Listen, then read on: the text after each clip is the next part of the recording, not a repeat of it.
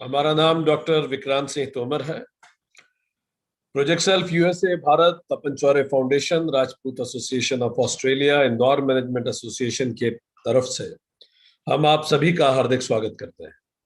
दोस्तों, हम लोग भगवत गीता सीरीज में 18वें अध्याय पे चर्चा कर रहे हैं और हमने पिछले सेशन में बात की थी कि ज्ञान, कर्म, बुद्धि, कर्ता, धृति और सुखम, ये 6 चीजें मिलके इंसान का व्यक्तित्व बनाते हैं।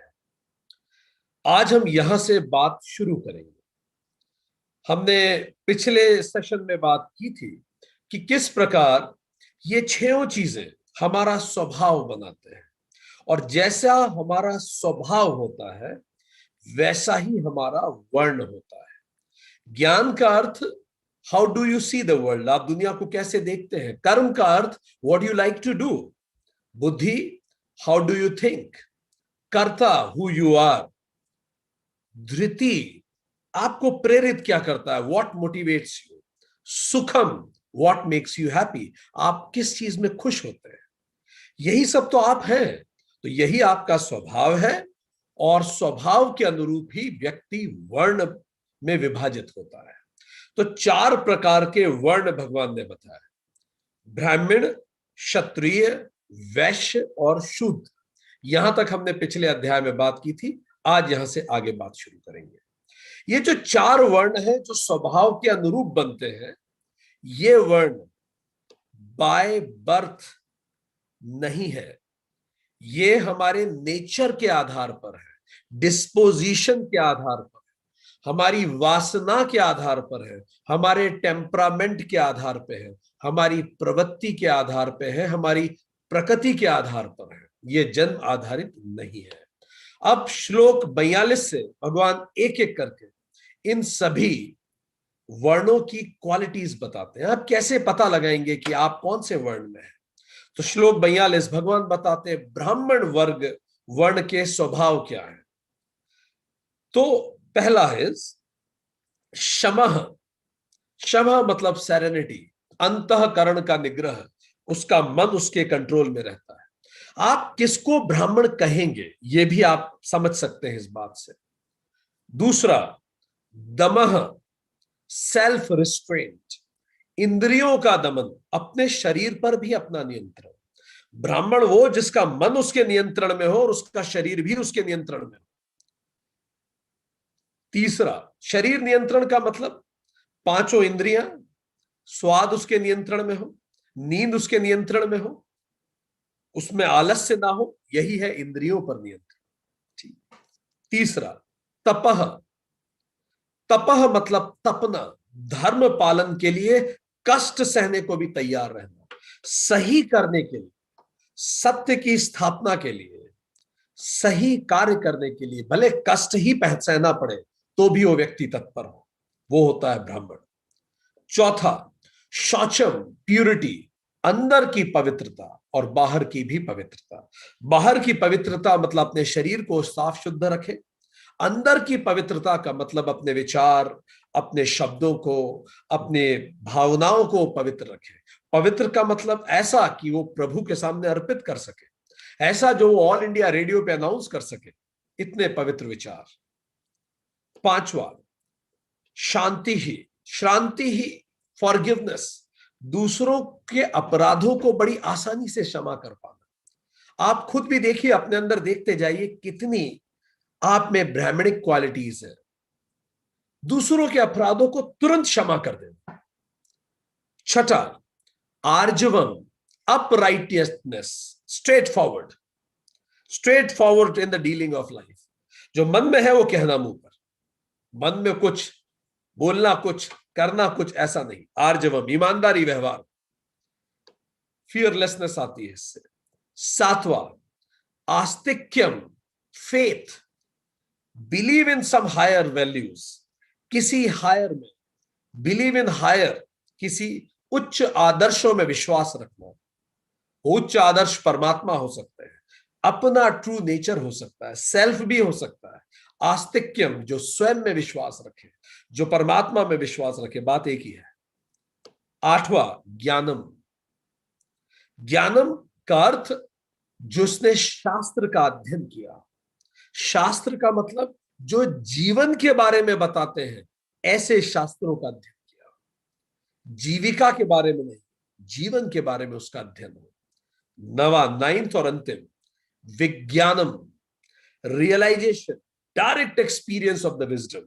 उसने रियलाइजेशन किया हो, ब्रह्मानुभूति रही हो, उसे स्थिर ना हो पर फिर भी ब्रह्म स्पर्श जरूर हुआ हो, उसको रियलाइजेशन के ग्लिम्सेस जरूर मिले हो, विज्ञानम।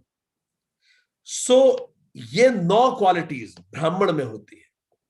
शमः, दमः, तपः, शौचम, शांति, आर्जवम, आस्तिक्यम, ज्ञानम और विज्ञानम। अब भगवान आगे बताते हैं एक क्षत्रिय में क्या क्वालिटीज होती हैं, आप अपने अंदर देखते जाइए। ठीक, श्लोक 23, 7 क्वालिटीज भगवान क्षत्रिय की बताते हैं। पहली, शौर्य, वीरता, किसी से न डरना, फियरलेसनेस। दूसरा, तेजः, बोल्ड, तेज होता है उसमें। तीसरा, धृति, फोर्टिट्यूड, संकल्प, एक बार संकल्प ले ले तो वो उसको करके गुजरता है, ये क्षत्रिय की क्वालिटी है। चौथा, दाक्ष्यम, दाक्ष्यम मीन्स प्रॉम्प्टिट्यूड, चतुरता, एजिलिटी, दक्षता आप कह सकते हैं, ये दाक्ष्यम। पांचवा, अपलायनम, not fleeing from the battle, पीठ दिखा के वो कभी नहीं भागता। अवेंजर मूवीज की एक डायलॉग हमें बड़ा पसंद आता है, उसमें वो जो सुपर हीरोज होते हैं, कोई समस्या होती है तो एक सुपर हीरो दूसरे को कहता है कि जब समस्या आती है तो आम व्यक्ति समस्या की से दूर भागता है, पर सुपर हीरो वही होता है जो समस्या की तरफ भागे।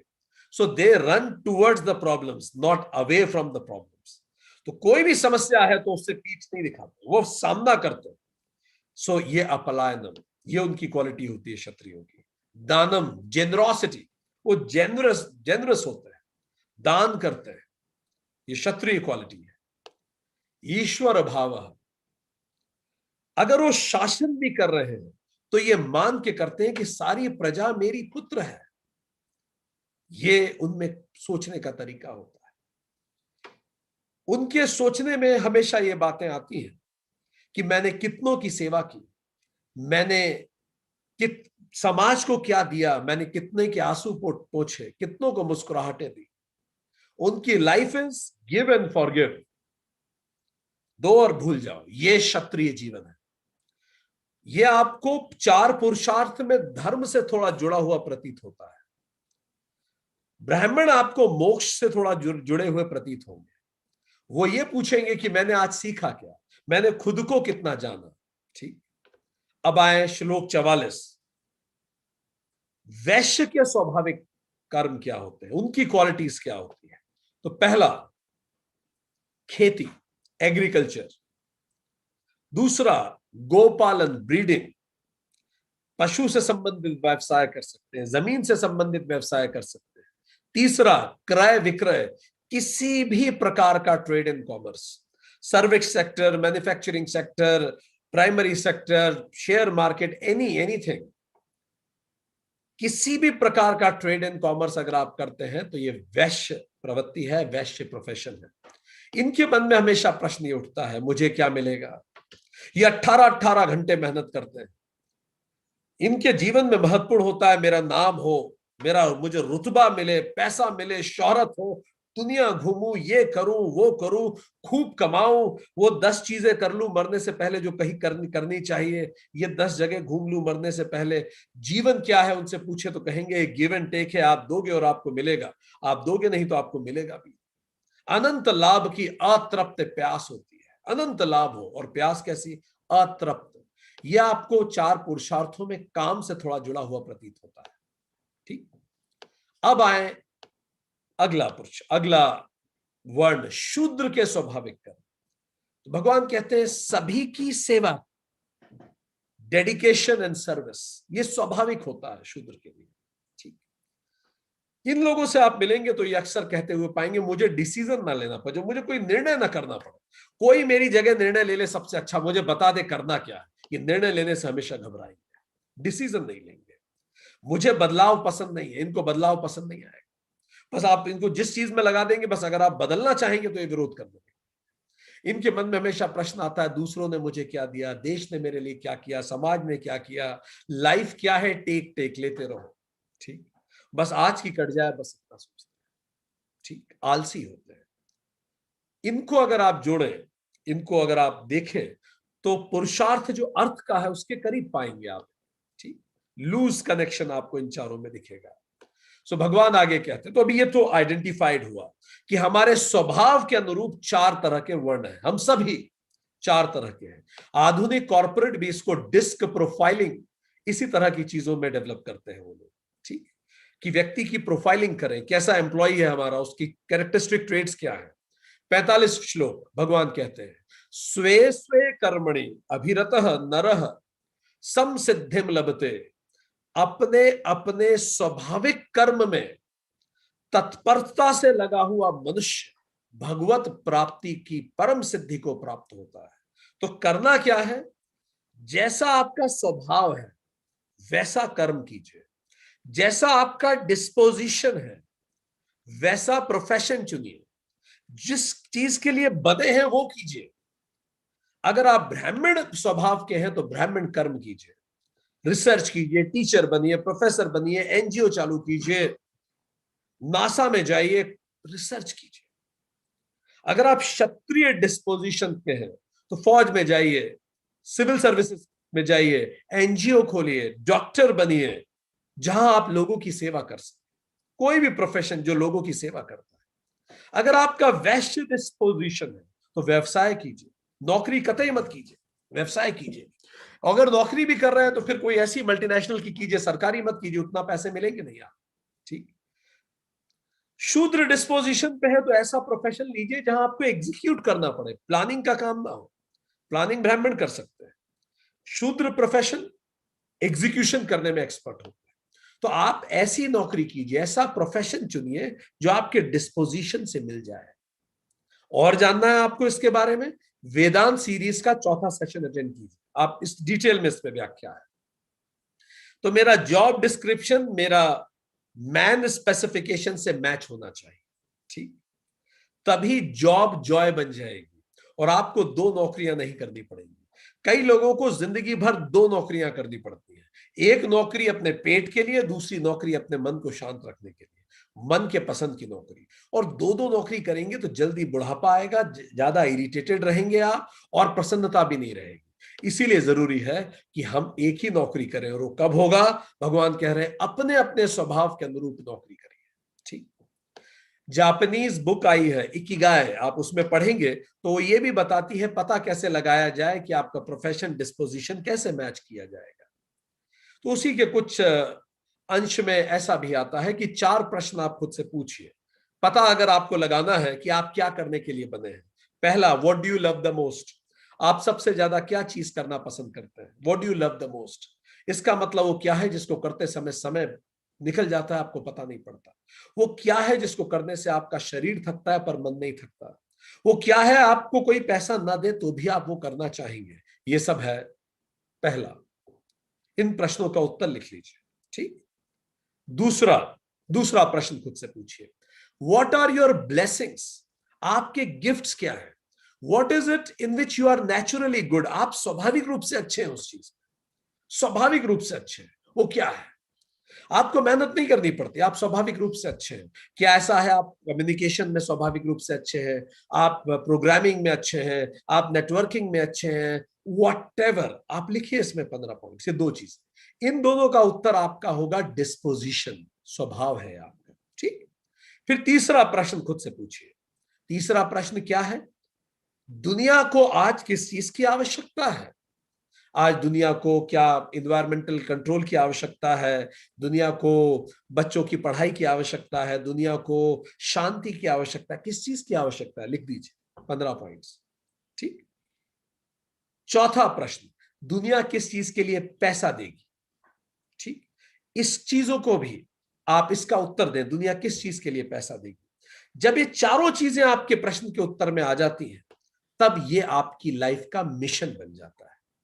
This is the mission of your life. So भगवान आगे कहते हैं कि स्वभाव के अनुरूप स्वधर्म बनता है, स्वधर्म बनता है। स्वधर्म जब आप करते हैं तो निष्काम हो जाते हैं, क्योंकि वो करना आपको पसंद है, यू लव इट, टाइम बह जाता है, आप फ्लो में फील करते हैं और आप अकर्ता फील करते हैं, चीजें स्वतः होती हैं। ठीक, इससे क्या होता है, दबी हुई वासनाएं कम होने लगती है, क्योंकि आप अपने स्वभाव के अनुरूप जी रहे हैं। तो जो जो करना चाहते हैं आप कर ही रहे हैं, तो जो जो वासनाएं हैं आपकी वो कम होने लगती है। इससे क्या होता है, वासना का बोझ कम होने लगता है। इससे क्या होता है, आपको शांति महसूस होती है।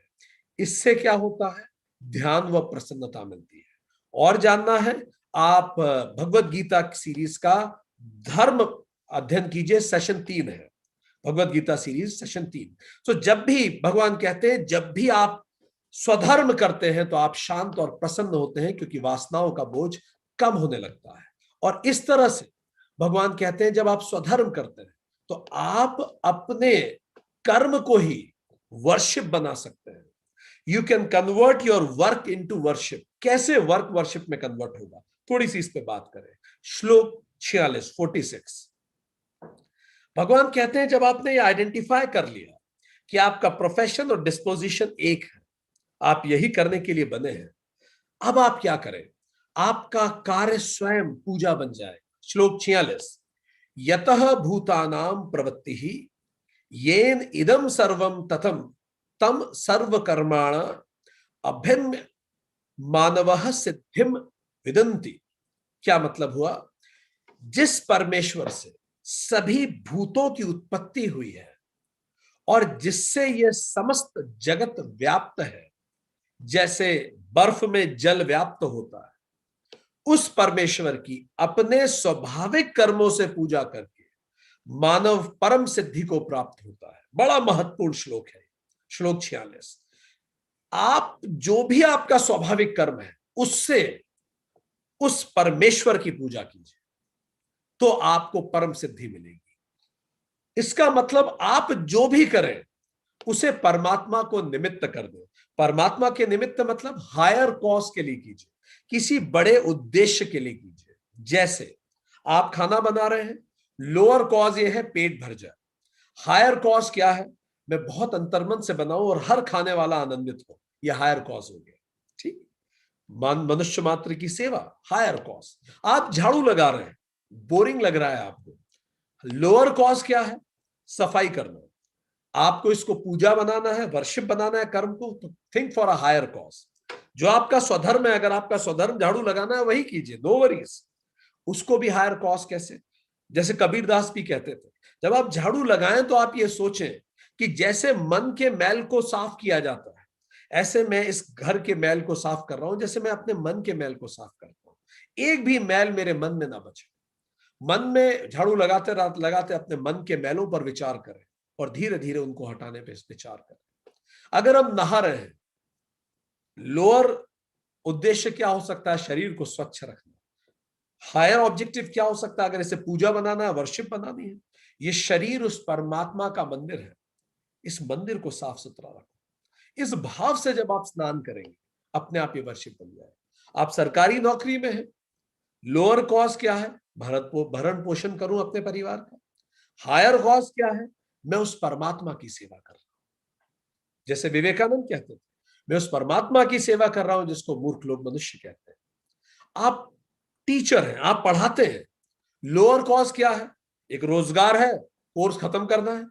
हायर कॉज क्या है, मैं एक उन्नत और सात्विक समाज की रचना कर। यह भाव अगर आपके मन में आएगा तो आप देखेंगे काम स्वयं पूजा बन जाए, मजा आएगा आपको काम करने। अगर आप पढ़ रहे हैं, लोअर कॉज क्या है, पढ़ लूं नहीं तो नौकरी नहीं लगेगी। हायर कॉज क्या है, खुद को पहचानूं, ये शिक्षा मुझे खुद को जानने में मदद करेगी और मैं अभय को प्राप्त करूंगा।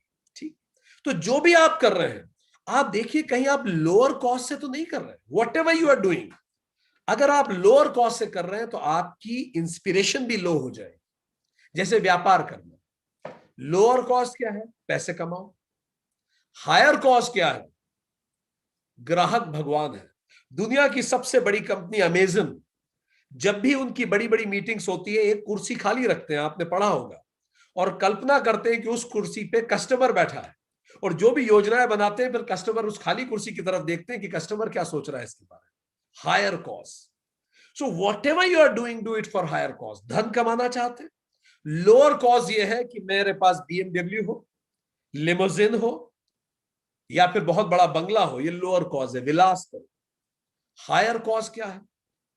क्यों ना मैं इतना पैसा कमाऊं कि सैकड़ों को रोजगार दे सकूं, मानव सेवा करूं। कितना बड़ा माध्यम है, जैसे अजीज प्रेम जी है, कितना बड़ा माध्यम है धन जनता की सेवा का, मैं उसका माध्यम बनूं। किसी से मिलने जाए, लोअर कॉस्ट क्या है? मैं क्या पालूं उससे। हायर कॉस्ट क्या है? मैं क्या दे सकूं। अरे कुछ नहीं दे सकते तो कम से कम एक स्माइल और अच्छा भाव तो दे ही सकता है हर व्यक्ति किसी दूसरे को। इतना तो दे के ही आऊं मैं किसी से मिलने जा रहा हूं। मैंने एक टैक्सी ली, कैब लिया, लोअर कॉस्ट क्या है? साधन है from point A to B. Higher cost क्या है? कुछ अच्छा बोल के उतरूं, उसका दिन बनाऊं, कुछ ऐसा बोलूं कि वो मुस्कुरा के विदा करे, उसका दिन अच्छा बने। आप कार चला रहे, एक ठेले वाला निकला, ठीक, लोअर कॉस्ट क्या है? गरीब व्यापारी है, स्ट्रगल कर रहा है लाइफ से। हायर कॉस्ट क्या है? उसे पहले जाने दो, क्योंकि उसने जीवित जीवन के लिए बंदूक नहीं चुनी, मेहनत को चुना है। क्योंकि जो समाज के सबसे निचले तबके पे होते हैं, आप उनको और प्रताड़ित करें तो वही तो आतंकवादी बन जाते हैं। तो उसने मेहनत चुनी। हो सकता है ये पिछले जन्म का कोई अरबपति रहा हो और उसने जाना हो कि धन संपदा से कुछ नहीं होता, और इस बार बाय बाय डिसीजन उसने ये विपन्नता चुनी हो। ठीक, आगे वो पानी पूछ लूं मैं उससे। कोई मेरी बुराई करता है, लोअर कॉस्ट क्या है? बुरा है, मैं भी उससे कम बोलूं। हायर कॉस्ट क्या है? शायद वो अभी दुनिया को ढंग से देख नहीं पाता, उसका दर्शन सुधरेगा, वो अपनी यात्रा पे है, उसे ब्लेसिंग्स दो। आपका हर काम वर्शिप बन जाएगा। भगवान कह रहे हैं जो भी आपका स्वधर्म है, ठेला चलाना हो, झाड़ू लगाना हो, खाना बनाना हो, इंडस्ट्री करना हो, स्वधर्म को हायर कॉस्ट पे लगाइए। ये बहुत ताकतवर श्लोक है। आप खाना बना रहे हैं, आप खाना खा रहे हैं, लोअर कॉस्ट क्या है? पेट भरूं अपना। हायर कॉस्ट क्या है? उस परम को पोषित करो। ठीक, आप किसी के पैर दबा रहे हैं, लोअर कॉस्ट क्या है? किल्लत है पैर दबाना, काम खत्म करूं और जाऊं। हायर, अब दबाना तो है ही 10 मिनट, तो हायर कॉस्ट पे शिफ्ट हो जाइए, इसके रोग हर लो, इसको सुख दे दो। हमेशा हर पल shift for a higher cost. आप देखेंगे लाइफ में क्वालिटेटिव चेंजेस होंगे। आप कहीं लीडर है, किसी को सजा देना है, लोअर कॉज नालायक है, इसको सजा जरूरी। हायर कॉज मेरे पुत्र समान है, टीका लगना जरूरी है इसलिए। ये जो मैं टीका लगाऊंगा, वैक्सीनेशन सजा है, इसे दर्द होगा, पर ये इसके हित में है। इस मन से, सद्भाव से सजा दीजिए। किसी को नौकरी से निकालना है, मक्कार है इसलिए निकाल दिया, ये लोअर कॉज है। हायर कॉज क्या है? मेरी संस्था वो उसके दोनों के हित में ये था कि वो डिसकंटिन्यू करे, प्रभु उसका भला करे, मैं उसे किसी लेसर जॉब के लिए रिकमेंड कर सकता हूं। किरण बेदी जी ने तो तिहाड़ जेल से जो कैदी अपनी सजा पूरा करने के बाद बाहर निकले, उनके लिए तक कैंपस इंटरव्यू आयोजित करवाए थे जब वो तिहाड़ जेल में आईजी थी। इस तरह से भगवान कह रहे हैं अपने कर्मों को तू योग बना दे, हर कर्म का उद्देश्य दैवीय कर दे। जैसे ही हर कर्म का उद्देश्य दैवीय होगा, ये योग हो जाएगा। उपासना योग इसी को कहते हैं, उद्देश्य आप देवीय कर दो। ठीक, उपासना बना दे हर कर्म को, उपासना योग हो गया। आईएएस एकेडमी में ट्रेनिंग में के दौरान कई लोग बोलते हैं, महात्मा गांधी भी कहा करते थे, जब भी आप अगर कहीं कलेक्टर हैं, एसपी हैं, किसी प्रशासनिक पदों पर हैं, कोई भी निर्णय लेने से पहले सोचिए वो जो समाज के आखिरी लाइन में आखिरी व्यक्ति खड़ा है, मेरा ये निर्णय उसके हित में कैसे है। आप राजनेता है, वो जो पंक्ति में अंतिम व्यक्ति खड़ा है, उसका कैसे हित हो। बस आपका कर्म उपासना बन जाएगा, ये उपासना योग हो गया। ठीक, वही कर्म कीजिए जो कर रहे हैं, उस कर्म को निष्काम करके कीजिए, ये कर्म योग हो गया। ठीक, उसको हायर को सबमिट कर दीजिए, उपासना योग। निष्काम होके कीजिए, कर्म योग हो गया, वही कर्म। और उस कर्म को इस जागरूकता से कीजिए कि मैं तो अनंत यात्री हूं, एब्सोल्यूट रियलिटी को याद करके कीजिए, तो यही ज्ञान योग हो गया। तो भगवान ये कह रहे हैं, अर्जुन अपने स्वाभाविक कर्म को ही योग बना ले, कहीं कुछ और करने की जरूरत ही नहीं है, तू परम को प्राप्त कर लेगा। श्लोक 47 में भगवान कहते हैं, क्योंकि अगर तू ये सोचे कि मैं किसी और का धर्म ले लूं तब मेरे जीवन में उन्नति हो, तो याद रखना परधर्म से हर हाल में स्वधर्म बेहतर होता है। श्लोक 47 भगवान कहते हैं, अच्छी तरह से किए गए परधर्म से भी गुण रहित स्वधर्म बेहतर होता है। 50 क्वालिटीज तुम्हें दिख रही हो परधर्म में, तो भी स्वधर्म करो। स्वधर्म मतलब जो तुम्हें अपने नेचर के पास लगे, जिसमें तुम्हें शांति मिले, जिसमें तुम्हें अच्छा लगता हो। दुनिया कुछ भी कह रही है उसे कहने दो। What you feel is close to your heart. What you feel you are born to do. यही उत्तर तो प्रिंस हैरी ने, एक्स प्रिंस हैरी ने अपने इंटरव्यू में दिया कि मैंने राजपाट इसलिए छोड़ दिया, मेरा मन नहीं लगता था। आज मैं एक नौकरी कर रहा हूं, मैं उसमें खुश हूं, अपना स्वधर्म कर रहा हूं। तो परधर्म में आप खुश नहीं रहेंगे क्योंकि वो आपके स्वभाव के विपरीत है, इसीलिए तो परधर्म है। ठीक, इस और आपको करना पड़ रहा है। अब ये पढ़ना ही मतलब है कि आपके अंदर वासनाएं आएंगी, करना पड़ता है, मन मारना पड़ेगा रोज रोज, तो क्या होगा, मन में वासनाएं बनेंगी, जीवन में काश आएगा, काश में ऐसा करता, काश में वैसा करता, और इससे जीवन गलत दिशाओं में जाने लगेगा। इसीलिए भगवान आगे कहते हैं कि किसी भी स्थिति में परधर्म को नहीं चुनना है, स्वधर्म को चुनना है। हमने शायद पहले भी कभी कहा होगा, अपने आसपास आप किसी अधिकारी को भी देखिए, एक लड़का है जो क्षत्रिय गुणधर्म का है, यूपीएससी से कलेक्टर बनता है। कलेक्टर होना या डीएम होना भी क्षत्रिय प्रोफेशन है। ये व्यक्ति वो है जो समाज का कल्याण करेगा, वो पैदा ही हुआ है ये करने की, वो समाज का कल्याण करेगा। पर एक व्यक्ति है जिसका गुण धर्म वैश्य है, वो पैसा कमाना चाहता है, योग्य है, मेहनती है, सेलेक्ट होके अधिकारी बन गया, सरकारी नौकरी में आ गया, पर उसकी अंदर वासना क्या है, पैसा कमाने की। तो क्या करेगा, इस पद का दुरुपयोग करके पाप करेगा, क्योंकि वासनाएं तो बहुत कमाने की है, तनख्वाह लिमिटेड है, तो फिर वो गलत दिशाओं में जाएगा। आपके आसपास आपको जितने लोग करप्ट दिख रहे हैं, उनमें से मेजॉरिटी करप्ट इसी कारण है, किसी भी रूप में। सो भगवान ये कहते हैं कि जीवन में काश बढ़ेंगे तुम्हारे, पाप बढ़ सकते हैं। श्लोक 48 सदोषम अपि सहजम कर्म न त्यजेत, दोष पूर्ण होने पर भी सहज कर्म को मत त्यागना। अगर वो दोषपूर्ण भी है, उसमें कुछ कमियां भी हैं, आप उतना नहीं कमा पा रहे हैं, ठीक, बट स्टिल आप खुश तो हैं, उसमें कुछ कमियां हो सकती, बट डू व्हाट यू, जो तुम्हारे नेचर के अनुरूप हो।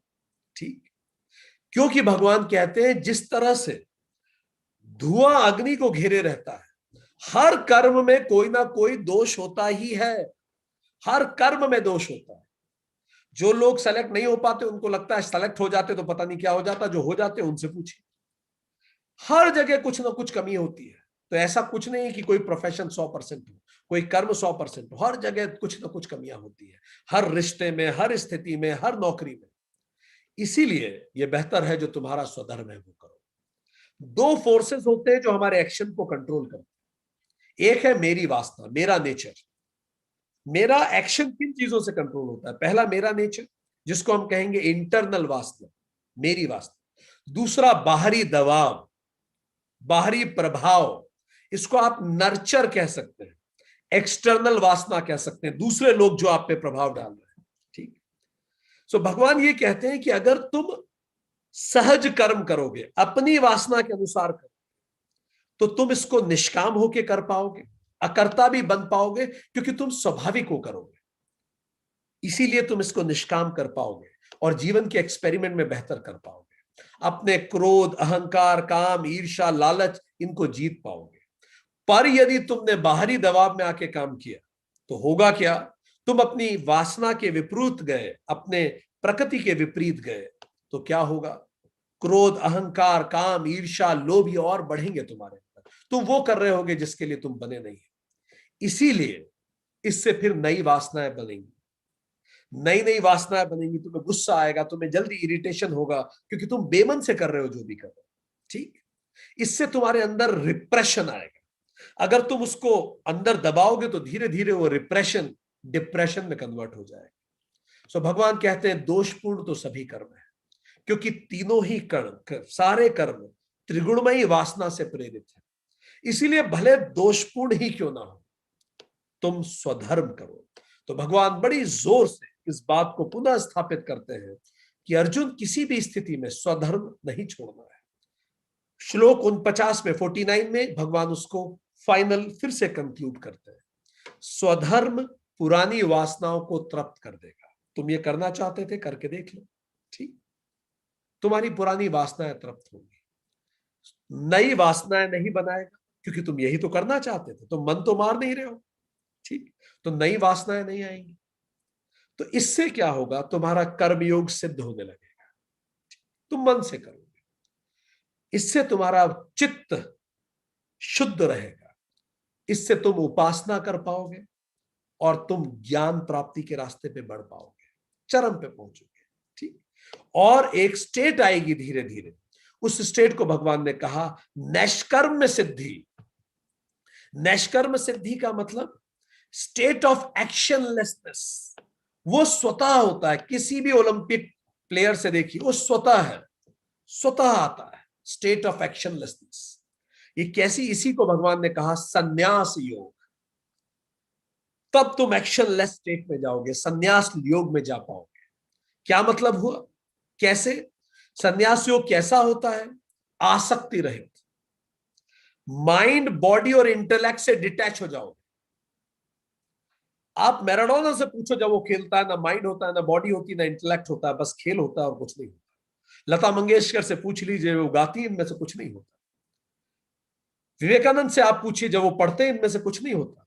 वो आप खुद से ही डिटैच हो जाते हैं, इतना मन लगता है आपका। ठीक, दूसरा क्या होता है, विगत स्पृह, नो बाउंडिंग डिजायर्स। काम में ही इतना मजा आता है कि रिजल्ट्स की डिजायर्स बाउंडिंग हो ही नहीं, काम ही इतनी खुशी देता है कि रिजल्ट मिले ना मिले मुझे कोई फर्क नहीं पड़ता। यह भी स्वाभाविक होगा। आप किसी भी अच्छे प्लेयर से मिलिए, आपको ये सारे पॉइंट्स मिलेंगे उसमें, क्योंकि वो स्वधर्म कर रहा है। ठीक, तीसरा जीतात्मा, जीता हुआ अंतःकरण, सबड्यूडेड ईगो, अकर्ता हो जाता है। उस समय वो खुद का भी होश उसे नहीं रहता, वो उसमें समा जाता है अपने कार्य में। सो वो व्यक्ति नैष्कर्म सिद्धिम अधिगच्छति। तो भगवान ने बताया फिर चरम या पराकाष्ठा क्या होती है उसकी। पराकाष्ठा ये होती है कि वो व्यक्ति नैष्कर्म सिद्धि को प्राप्त करता है, वो चरम पे पहुंचता है। और यही स्वधर्म को अपनाने का फायदा है। अगले श्लोक में भगवान बताते हैं, श्लोक 50, कि ज्ञान योग की पराकाष्ठा भी नैष्कर्म सिद्धि ही है। तो जब तुम स्वधर्म से आगे बढ़ोगे तो धीरे धीरे तुम ज्ञान योग की पराकाष्ठा पे पहुंचोगे। इस तरह से तुम्हें तुम्हारा कर्म ही ज्ञान की तरफ लेके जाएगा, संन्यास की तरफ लेके जाएगा, और ब्रह्मापनोति, और धीरे धीरे तुम ब्रह्म तक पहुंचोगे। तो अर्जुन, तुम्हारा जो स्वाभाविक कर्म है वो करते जाओ, पूरे मन से करो, उस कर्म को योग बना दो। धीरे धीरे तुम निष्कर्म सिद्धि पे पहुंचोगे और वो ब्रह्मापनोति तक पहुंचेगा, तुम उस ब्रह्म तक पहुंचोगे। पर यह रिवॉल्यूशनरी नहीं होगा, एकदम से कल सुबह हो जाएगा, ऐसा नहीं है। ये इवोल्यूशनरी होगा, धीरे धीरे इवॉल्व करेंगे। ठीक, और ये कैसे होगा, कैसे इंसान ब्रह्मापनोति स्थिति तक पहुंचता है, तो भगवान अब एक एक करके एक्सप्लेन कर रहे हैं। आप भी अपना कागज पेन उठा लीजिए, ये आपको बताएंगे भगवान इसमें कि आपको कैसे पता पड़ेगा, are you really ready to realise, क्या आप स्व आत्माभूति के लिए तैयार हैं, are you ready to realise yourself. चलिए, पहला प्रश्न, आपको 10 में से अंक देने हैं।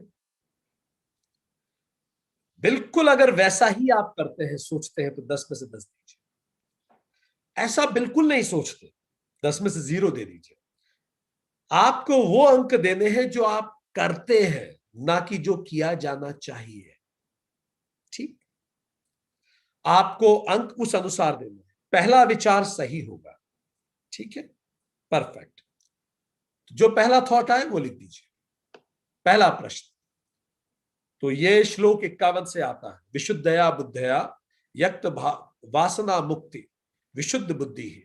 देखिए, मेरे अंदर प्रश्न नंबर 1, किसी भी प्रकार की कोई भी कामना किसी भी व्यक्ति, वस्तु या स्थिति के लिए नहीं है। मेरे अंदर किसी भी प्रकार की कोई भी कामना किसी भी व्यक्ति, वस्तु या स्थिति के लिए नहीं। अंक दीजिए 10 में से। दूसरा प्रश्न, मैं जहां हूं, जैसा हूं, हर पल हर स्थिति में स्थिर रूप से प्रसन्न हूं। मैं जहां हूं, जैसा हूं, हर पल हर स्थिति में स्थिर रूप से प्रसन्न हूं। यह दूसरा प्रश्न। तीसरा, धृत्य आत्मन नियम्य। तीसरा प्रश्न, कोई भी बाहरी घटना, व्यक्ति, वस्तु या बात मेरे मन को जरा भी विचलित नहीं करती। कुछ हो जाए आसपास, कोई भी बाहरी व्यक्ति, घटना, वस्तु या बात मेरे मन को विचलित नहीं करती।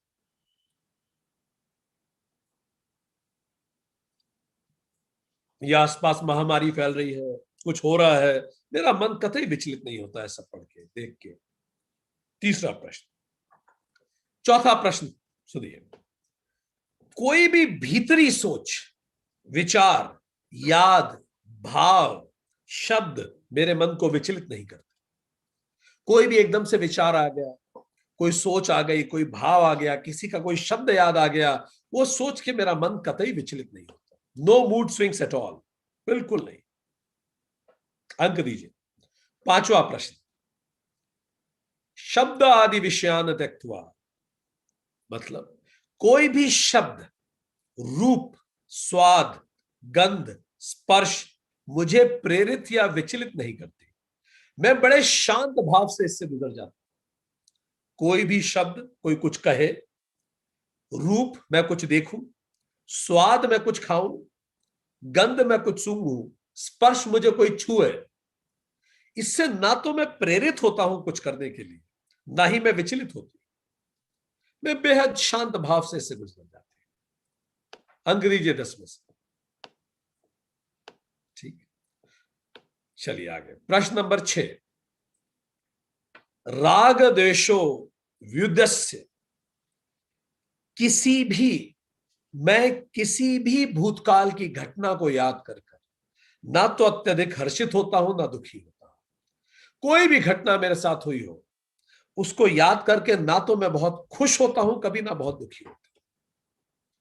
अंक दीजिए। प्रश्न नंबर 7, मैं भविष्य की किसी संभावनाओं के विचार से ना तो उत्साहित होता हूं, ना विचलित होता हूं। मेरा प्रमोशन होने वाला है, कहीं मेरा सस्पेंशन तो नहीं हो जाएगा, बॉस ने ये कह दिया तो मुझे कैसा लग रहा है, बॉस ने तारीफ कर दी, या कोई भी कुछ भी भविष्य में कोई घटना होने वाली है, मुझे कोई एंजाइटी नहीं होती किसी भी घटना की। श्लोक 52, विवित्त सेवी। प्रश्न नंबर 8, मैं एकांत प्रिय हूं। मैं लंबे समय तक किसी भी व्यक्ति या वस्तु की उपस्थिति के बिना बड़ी सहजता से एकांत में रह सकता हूं। अंक दीजिए।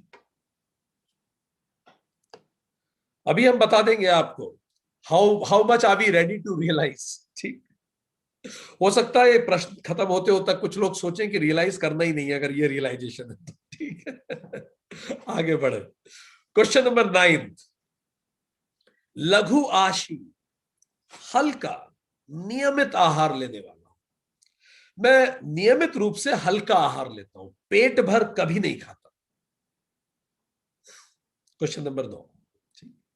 क्वेश्चन नंबर 10, यत वाक, मैं केवल अत्यंत आवश्यक होने पर ही बोलता हूं, नहीं तो मैं बोलता ही नहीं। आवश्यक हो बस उतना ही बोलता। ये क्वालिटीज भी गौर से ध्यान रखते जाइए। These are really divine qualities. ये केवल क्वेश्चनियर नहीं है, ये रिमाइंडर है, ये चेकलिस्ट भी है। चलिए 11वां प्रश्न। मेरी वाणी पर मेरा पूर्ण संयम है। कभी भी कोई भी शब्द मेरे मुंह से यूं ही नहीं निकलता। कुछ बोल दिया मैंने, गुस्से में दुखी होके बोल दिया, चिढ़ के बोल दिया, ऐसा नहीं होता। अगर मैंने बोला है तो बहुत सोच समझ के निकला है मेरे मुंह से। प्रश्न नंबर 12। यत काम यत काय मेरा शरीर पूरी तरह से मेरे वश में है। मैं जो भी संकल्प या विचार करता हूं, शरीर निर्विरोध साथ देता है। व्रत के दिन मैंने कह लिया शाम तक पानी नहीं पीना, तो फिर मन भी नहीं होगा पीने का, शरीर क्रेविंग नहीं करेगा उसकी। मैंने कह दिया सुबह 4 बजे उठना है, तो 4 बजे शरीर लेटाएगा नहीं जबरदस्ती। शरीर पूरी तरह से मेरे वश में है। मेरे संकल्पों में निर्विरोध साथ देता है। अगला प्रश्न 13वां। यत मानसः मेरा मन पूर्णतः मेरी बुद्धि के वश में। मैं हर स्थिति में जो सही है वो करता हूं, ना कि जो अच्छा लगता है वो करता हूं।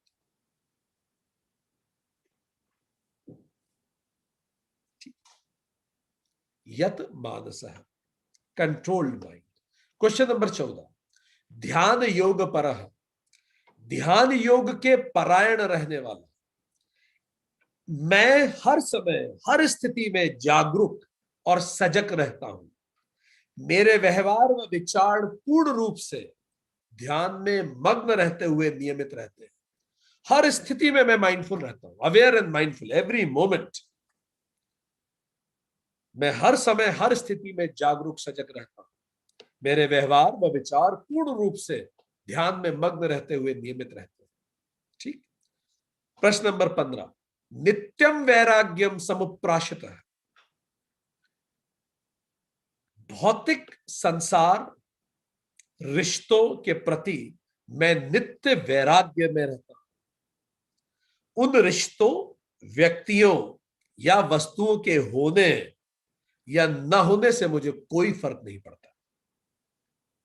नित्यम वैराग्यम समुप्राशित है। क्वेश्चन नंबर, अब श्लोक नंबर 53 क्वेश्चन नंबर 16। अहंकारम कोई मेरा सम्मान करे तो मुझे प्रसन्नता नहीं होती, और मेरा अपमान करे तो मुझे दुख या रोष नहीं होता। अंक दीजिए। अगर बिल्कुल आप ऐसे हैं तो 10 में से 10 दे दीजिए। आप तो बिल्कुल इसके उल्टे हैं तो 0 दीजिए। थोड़े ऐसे थोड़े वैसे तो 5 दे दीजिए। देते रहिए, आगे बढ़े। प्रश्न नंबर 17। बलम मैं खुद को शक्तिशाली, साधन संपन्न नहीं मानता। मैं खुद को शक्तिशाली या साधन संपन्न नहीं मानता। ठीक। प्रश्न नंबर 18। मैं खुद को साधन विपन्न या कमजोर नहीं मानता। मैं खुद को साधन विपन्न या कमजोर नहीं मानता कि मेरे पास साधन नहीं है, मैं कमजोर हूं, ऐसा नहीं मानता। प्रश्न नंबर 19। दर्पम घमंड मुझे किसी भी चीज का गर्व और घमंड नहीं। न रूप का, न संपत्ति का, न शक्ति का, किसी भी चीज का गर्व और घमंड नहीं। 20वां। अक्रोधम नो एंगर मुझे कभी किसी वस्तु, व्यक्ति, विचार या स्थिति में क्रोध नहीं आता। 20वां। अगला। अपरिग्रहम 21वां प्रश्न। मैं ना तो किसी वस्तु या रिश्ते को प्राप्त करना चाहता हूं, न ही संग्रहित या पजेस करता हूं। मैं ना तो किसी व्यक्ति, वस्तु या रिश्ते को प्राप्त करना चाहता हूं और न ही उसे संग्रहित करता हूं, पजेस करता हूं। अगला 22वां प्रश्न, किसी भी वस्तु, रिश्ते या व्यक्ति के खोने का मुझ में कोई डर नहीं।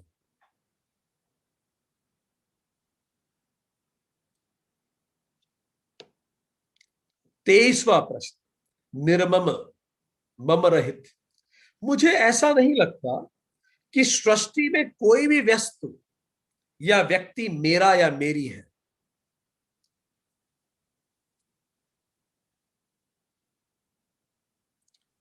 परफेक्ट। 24वां प्रश्न, शांत, पीसफुल, मैं हर पल हर स्थिति में पूर्ण शांत रहता, पूरी तरह से शांत रहता।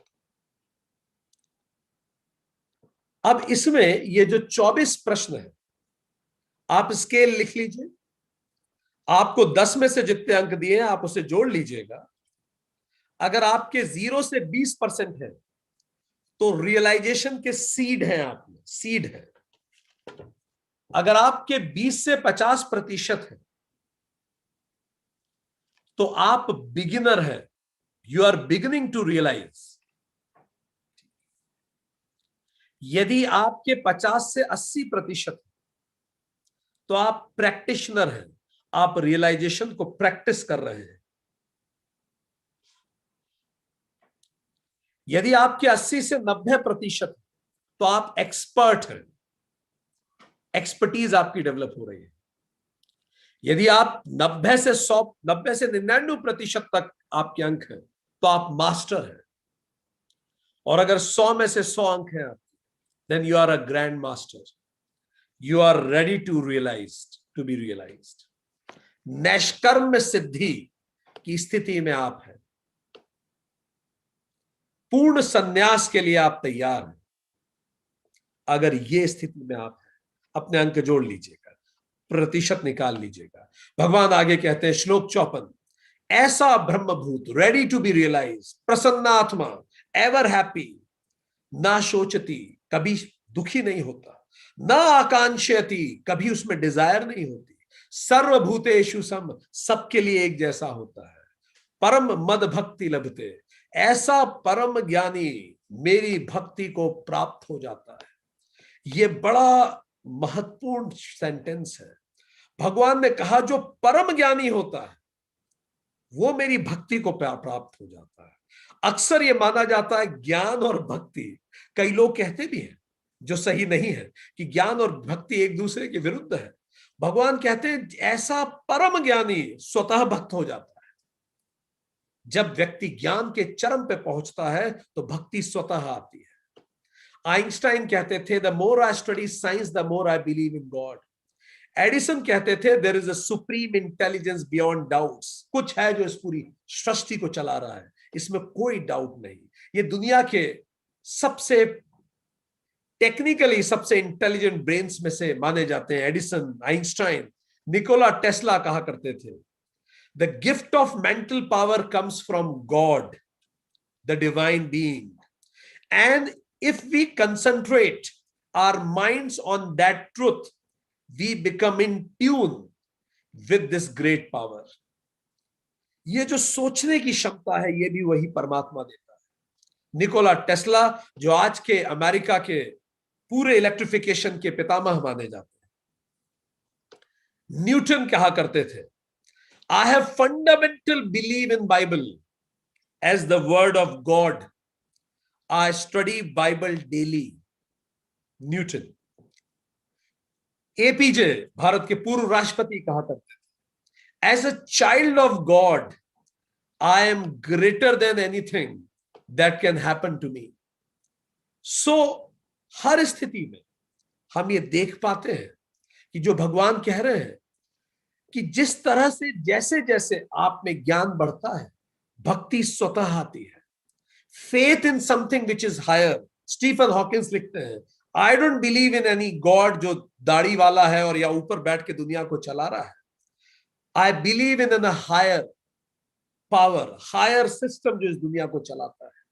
कोई सिस्टम है जो इस दुनिया को चलाता है। I don't believe in a personal God. Realising self as higher, extreme connect with all, धीरे धीरे हमारा सबसे कनेक्ट हो जाता है। भगवान आगे कहते हैं, इस पराभक्ति के द्वारा, श्लोक 55, इस पराभक्ति के द्वारा मुझे जो मैं हूं, जितना हूं, ठीक वैसा ही तत्व से जान लेता है, वो तत्काल मुझ में प्रविष्ट कर जाता है। जिस पल हम पूरी तरह से इस बात को समझते हैं कि there is a bigger power, there is a bigger intelligence जो हम सबको चला रहा है, और जब हम उसको आत्मसात करते हैं तो हम उसी में प्रवेश कर जाते हैं। प्रवेश का मतलब हम अंदर किसी फिजिकल एंटिटी में नहीं करते, उसे जानना वो हो जाना है। जैसे एक dreamer enters into the waking state, जैसे एक ड्रीमर वेकिंग स्टेट में जाता है, उसी तरह से तत्त्वम असि हम उसको रियलाइज कर लेते हैं। श्लोक 56 में भगवान बोलते हैं, मेरे परायण हुआ। जो सेल्फ रियलाइज हो जाता है, क्वालिटीज क्या है, वो 24 क्वालिटीज उस क्वेश्चनियर में है। उन क्वालिटीज के द्वारा जो रियलाइज कर लेता है, वह व्यक्ति सभी कर्मों को करता हुआ मेरी कृपा से सनातन अविनाशी परम पद को प्राप्त हो जाता है। वो अपने कर्म करता रहता है। कबीर दास जी अपने कर्म करते रहते थे, रहीम दास जी अपने कर्म करते रहे। वो जो कर रहा है वही करता रहता है, पर वो अविनाशी पद को प्राप्त होता है। शाश्वतम अव्ययम परम पदम आपनोति, वो परम पद पे प्राप्त हो जाता है, क्योंकि वो इस दुनिया की ट्रुथ को रियलाइज करता है, और वो जो भी कुछ करता है वह करता हो जाता है। सो क्या मतलब, भगवान ने क्या कहा? भगवान ने यह कहा कि सबसे पहले राइट एक्शन करें। Let's do the right action. Right action, स्वधर्म को पता लगा के राइट एक्शन करें विथ राइट एटीट्यूड, इसी को कर्म योग कहते हैं। इससे बॉडी चित्त शुद्धि होती है अपने कर्मों को करते हुए। फिर क्या करें? मन वाणी और भावों पर नियंत्रण करें, इससे चित्त स्थिति होती है, इसी को उपासना योग कहते हैं। पर मन वाणी और भाव तभी नियंत्रित हो पाएंगे जब स्वधर्म कर रहे होंगे। मन मार के अगर हर काम कर रहे होंगे तो मन भाव नियंत्रण में नहीं आएंगे। इसीलिए सबसे पहले बॉडी लेवल पे चित्त शुद्धि कर्म योग से करें। कर्म योग की पराकाष्ठा निष्काम कर्म तक पहुंचे। फिर उपासना योग करें, मन शांत होगा, वाणी भावों पर नियंत्रण करें, सब कुछ ईश्वर अर्पणम कर दे, उपासना में लग जाए। कुछ हायर है जो सब चलाता है। इसके बाद अपने आप को प्रैक्टिस से लोअर से डिटैच करें और जो हायर है उससे अटैच करें ज्ञान से। इसी को ज्ञान योग कहते हैं। ज्ञान योग की जब पराकाष्ठा होती है तो व्यक्ति अकर्ता बन जाता है। अकर्ता, निष्कर्म सिद्धि उसे प्राप्त होती है। भगवान कहते हैं जब वो अकर्ता बनता है तब उसे परम भक्ति मिलती है कि सब कुछ स्वतः हो रहा है, something bigger which is running the whole show. तब वो ब्रह्मभूत हो जाता है, ब्रह्मभूत होता है और परम पद को प्राप्त करता है, उस परम पद को प्राप्त करता है। तो कहते हैं कि अर्जुन, श्लोक 57, इसीलिए सभी कर्मों को सर्व कर्माणि कर्मयोग मन से मुझे अर्पित करके चेतसा मई सन्नस्य उपासना योग, समबुद्धि योग से मेरे परायण हो जा, मुझ में चित्त वाला हो। कंप्लीट समरी अभी तक इस श्लोक ने दे दी। सारे अपने कर्म करते रहे, पर ये मान के चल कि कुछ हायर है जो हो रहा है, करवा रहा है, मैं निमित्त मात्र हूं। मैं करता तो हूं पर मैं निमित्त मात्र ही हूं। धीरे धीरे जब ये निमित्त मात्र का भाव बढ़ेगा और तुम पूरा करता हो जाओगे, तब ज्ञान योग भी स्थिर हो जाएगा। तो कर्म योग निष्काम कर्म तक, उपासना योग something bigger which is making things happen. ज्ञान योग मैं कर्म भी नहीं करता, निष्काम कर्म में मैं कर्म तो कर रहा हूं पर फल नहीं चाह रहा। ज्ञान योग का मतलब मैं कर्म भी नहीं करता, वो भी स्वतः हो जाता है, अकर्ता हूं मैं। और फिर कैसे होता है? कुछ है जो मुझसे सब कुछ करवाता है। थिंग्स हैपन, आई विटनेस, मेरे पारायण हो जा, मुझ में चित्त वाला हो। आज इतना ही, एक क्विक रिवीजन करेंगे अभी तक भगवान ने क्या बातें करी। सो हमने देखा कि भगवान ने बात करी कि जैसा स्वभाव होता है वैसा वर्ण होता है, और वर्ण ब्राह्मण, क्षत्रिय, वैश्य और शूद्र होता है। और ये वर्ण जन्म आधारित नहीं, कर्म और वासना आधारित है। ब्राह्मण की क्वालिटी श्रम, दम, तप, शौचम, शांति, आर्जवम, आस्तिकम, ज्ञानम, विज्ञानम भगवान ने बताई। उसके बाद भगवान ने बताया कि जो क्षत्रिय होता है उसकी क्वालिटी भी शौर्यम, तेज, धृति, दाक्षम, अपलायनम, दानम और ईश्वर भावम होती है। वैश्य खेती, गोपालन, क्रय और विक्रय करता है, और जो शूद्र होता है वो दूसरों की सेवा करता है। अपने स्वभाव को जान और स्वभाव के अनुरूप स्वाभाविक कर्म में करते हुए जो व्यक्ति जीवन जीता है वो परम सिद्धि को प्राप्त करता है। क्योंकि जब तुम स्वभाव करोगे, स्वभाव के अनुरूप स्वधर्म का पालन करोगे, तो ही निष्काम हो पाओगे। धीरे धीरे ये निष्काम होना तुम्हें अकर्ता बनाएगा। इससे तुम्हारी दबी हुई वासनाएं कम होने लगेंगी, नई वासनाओं का बोझ कम होगा, तुम्हारे में शांति बढ़ेगी और ध्यान व प्रसन्नता बढ़ेगी। तो अर्जुन, जो भी कर रहे हो वही करते रहो, कर्म मत छोड़ो, पर उस कर्म को ईश्वर अर्पणम कर दो। हायर उद्देश्यों के लिए वही कर्म करो, कनेक्ट टू द हायर, तो तुम उस परम परमेश्वर की परम सिद्धि को प्राप्त कर पाओगे। तो जो भी कर्म करे उसको दैवीय करें, उसको दैवीय कर दे, उद्देश्य बढ़ा दे तो उपासना योग हो जाएगा। उसको निष्काम कर्म से करें तो ये कर्म योग हो जाएगा। और उसे इस जागरूकता से करें कि मैं एक विजिटर हूं, एब्सोल्यूट रियलिटी को याद करके करें, तो वही ज्ञान योग हो जाएगा। किसी भी स्थिति में स्वधर्म का पालन परधर्म से बेहतर है, क्योंकि परधर्म में तुम्हारा मन मरता है, परधर्म में नई वासनाएं बनती है, परधर्म में फिर तुम पाप करते हो, क्योंकि तुम वो करने के लिए बने नहीं।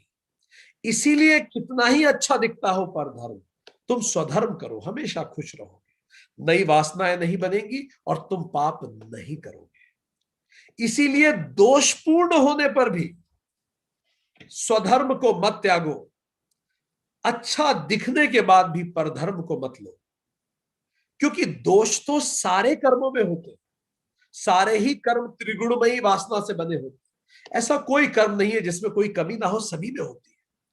तो जब सभी कर्मों में कमी है तो कम से कम वो कर्म करो जो तुम्हारे दिल के करीब है। दो फोर्सेस आपको जीवन में चलाते हैं, पहला मेरी वासना और दूसरी बाहरी दबाव। बाहरी दबाव पर अगर मैं अपने पूरे जीवन को चला दूंगा तो मेरे अंदर वासनाएं बढ़ेंगी। तुम सहज कर्म करो, निष्काम भाव से करो, इससे तुम्हारे अंदर वासनाएं समाप्त होंगी। तुम रिप्रेशन नहीं करोगे, डिप्रेशन की तरफ नहीं जाओगे। भगवान फिर आगे कहते हैं कि किस तरह से, जब इस तरह से तुम आगे बढ़ते हो तो पुरानी वासनाएं खत्म होती है, और इसी को नैष्कर्म सिद्धि कहते हैं। नैष्कर्म सिद्धि ही संन्यास योग है।